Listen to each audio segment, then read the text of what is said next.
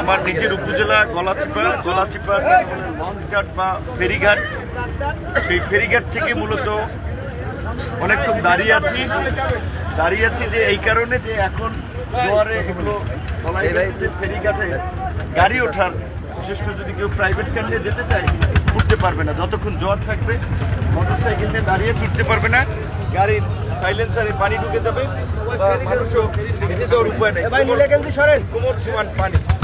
একটা ফেরিঘাট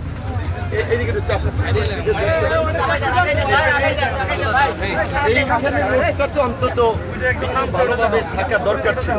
এখন যদি জরুরিভাবে ধরেন একটা গ্রামের একটা মানুষ একটা অসুস্থ হয়ে পড়ে, হসপিটালে যাওয়ার জন্য এখন অ্যাম্বুলেন্স এইখান থেকে পার হইতে পারবে না। এই হচ্ছে গত 16 বছরের উন্নয়নের নমুনা। উন্নয়নের কথা বলে আপনারা দেখেছেন লক্ষ লক্ষ কোটি টাকা দেশ থেকে পাচার করেছে।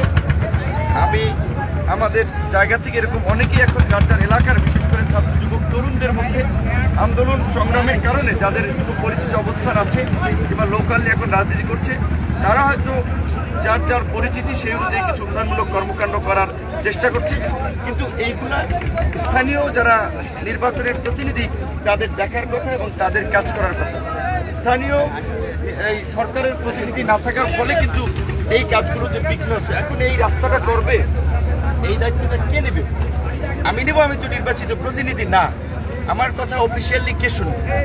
ইউনোর সে হয়তো সরকারি দায়িত্বে আছে, সে এক জায়গা থেকে আরেক জায়গায় ট্রান্সফার হবে, সে কাগজ দিবে, দপ্তরের কাগজ চালাচালি করতে অনেক সময় লেগে যাবে।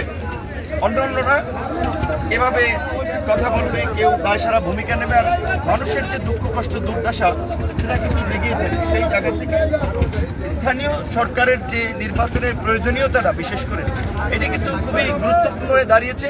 কারণ হচ্ছে যে স্থানীয় সরকারের প্রতিনিধি না থাকায় উপজেলার চেয়ারম্যান নাই, পৌরসভার মেয়র নাই, পৌরসভার ধরেন বর্জ্য ব্যবস্থাপনা অন্যান্য কাজ এগুলোর কোনো দায়িত্বশীল লোক নেই। ওই অর্থে সরকারি অফিসাররা, ইউনো কিংবা এসিলেনরা, তারা একদিকে কত দায়িত্ব সামলাবে? তাদের তো একটা নিজেদেরই দায়িত্ব আছে। এবং বিশেষ করে সাধারণ মানুষের সেবা নীতি গিয়ে নানান ধরনের একটা ভোগান্তির শিকার হচ্ছে।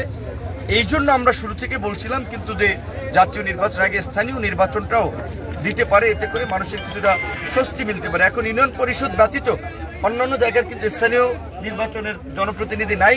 আর ইউনিয়ন পরিষদের চেয়ারম্যানরা যেহেতু আওয়ামী লীগের আমলে নির্বাচন, কেউ আওয়ামী লীগের কেউ আওয়ামী লীগেরই বিপক্ষে স্বতন্ত্রভাবে লড়াই করেছে, কিন্তু এখন জোর যার মুল্লুক তার, অর্থাৎ যার যত পেশি শক্তি, যার যত হ্যাডাম, সে দিয়ে চেয়ারম্যানরা বলছে যে আপনি ফ্যাসিস্টের দোসর, আপনি আমার কথা না শুনলে আপনার পুলিশে দেবো, মামলা দেবো। এইভাবে দেখা যায় তাকে একটা জিম্মি করে অনেক জায়গায় কাজ করানো হচ্ছে, যার ফলে সেও স্বাধীনভাবে কাজ করতে পারছে না, আতঙ্কে থাকছে। সেই জায়গা থেকেও আমরা বারবার বলছি যে প্রয়োজনীয় ইউনিয়ন পরিষদও বিলুপ্ত করে দেওয়া হোক এবং দ্রুত সময়ের মধ্যেই স্থানীয় সরকার নির্বাচনের বিষয়ে সরকার একটা কার্যকর ভূমিকা প্রয়োজন। এবং যারা এলাকার উন্নয়নে কাজ করছেন, এলাকার জনপ্রতিনিধি হইতে চান ভবিষ্যতের নেতা, তাদেরও উচিত এই সমস্ত বিষয়গুলো তুলে ধরা এবং এর আপনার প্রতিরোধে একটা ব্যবস্থা নেওয়া। আশা করি অন্তত এই লাইভের পরে ফেরিঘাট ওখান থেকে আমরা নদীর ওই পার পারাবো, ওটা বলে হরিদেবপুর, এই সাইড গলাচিপা, এখানে বসে আছি এই প্রাকৃতিক সলিউশনের জন্য। অর্থাৎ ভাটা হইলে এইখান থেকে গাড়ি নিয়ে যাবো, এই একটা অবস্থা উপজেলা শহরের। চিন্তা করেন তো, যদি এইখান থেকে একটা ব্রিজ হওয়ার কথা, ব্রিজের জন্য দীর্ঘদিন অপেক্ষার পরে গত সরকারের সময় টেন্ডার হয়েছিল, সেটি প্রতিযোগিতাপূর্ণ না হওয়ায় আবার রিটেন্ডার হয়েছে। আশা করি এখন খুব শীঘ্রই একটা দক্ষ মানসম্মত প্রতিষ্ঠানের মাধ্যমে ব্রিজ নির্মাণটি হবে। কিন্তু ব্রিজ নির্মাণ হইলেও এটার জন্য দেখা যায় 2-3 বছর লেগে যাবে। তার আগ পর্যন্ত অন্তত মানুষের নিরাপদ পারাপারের জন্য এবং সবসময় যেন গাড়ি পার হতে পারে, এই জন্য এই কাজটা করা দরকার। তো দেখি আমি হয়তো ইউনো সাহেবকে বলে যাব এইটার বিষয়ে পদক্ষেপ নেওয়ার জন্য। আর ডিসির বিষয়ে হয়তো এই বিষয়ে ডিসিকে বললেও পদক্ষেপ নিতে পারতো, কিন্তু পটুয়াখালীর ডিসি তিনি আর এক নতুন হারুন বেনজির, একটা ধুরন্ধর প্রকৃতির লোক, বিএনপির একজন সাবেক ছাত্র নেতা হাসান মামুন, তার সাথে সখ্যতা করে আর লোকাল দু একজন নেতার সাথে সখ্যতা করে তিনি এই পটুয়াখালীতে একটা সিন্ডিকেট করেছেন।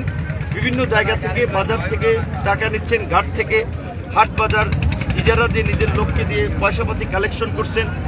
দু এক জায়গায় ইউনিয়ন পরিষদের চেয়ারম্যান যাকে গ্রেপ্তার করছে সরিয়ে নিজের পছন্দের লোক দিচ্ছেন। আবার দু এক জায়গায় যে প্যানেল চেয়ারম্যান বিএনপির লোক ভিন্ন মতের লোক থাকলেও তাদেরকে দিচ্ছেন না, সেটি আমাদের গোলখালা না গোলখালী ইউনিয়নে এরকম একটি ঘটনা ঘটেছে যে চেয়ারম্যান প্যানেল চেয়ারম্যান সবাই মেম্বাররা তাকে সমর্থন করেছে, কিন্তু ডিসি দেন নাই। কারণ ডিসির যে ওস্তাদ বা ডিসির যে বস হাসান মামুন নাকি তাকে সিগন্যাল দেয়নি। তো এই রকমের আবার ডিসিরা এখনো ডিসিগিরি করছে, এটাও আমাদের জন্য একটা আশ্চর্যের বিষয়। যাই হোক, এই বিষয়ে ইতিমধ্যে ডিসির অপসারণ নিয়ে বিভিন্ন ধরনের কথাবার্তা প্রতিবাদ হয়েছে পটুয়াখালীতে। তিনি যাদের কিন্তু চাউল ডাল দেন, সুযোগ সুবিধা দেন, এই সমস্ত কিছু লোককে নেতাদেরকে সংগঠনকে অনুরোধ করেছে তার পক্ষে যেন একটা প্রোগ্রাম করে। এই জন্য আমরা ডিসিকে বলছিলাম যে ডিসির উচিত ওনার রাজনীতি করার ডিসিগিরি বাদ দেওয়া, কারণ এই ধরনের ধুরন্ধর এবং এই ধরনের মানসিকতার লোক সরকারি বা প্রজাতন্ত্রের কর্মচারী হতে পারে না। আশা করি তার বিষয়ে জনপ্রশাসন মন্ত্রণালয় এবং সরকার দ্রুত একটা পদক্ষেপ নেবে। ধন্যবাদ। দেখে শেষ করে দেবো।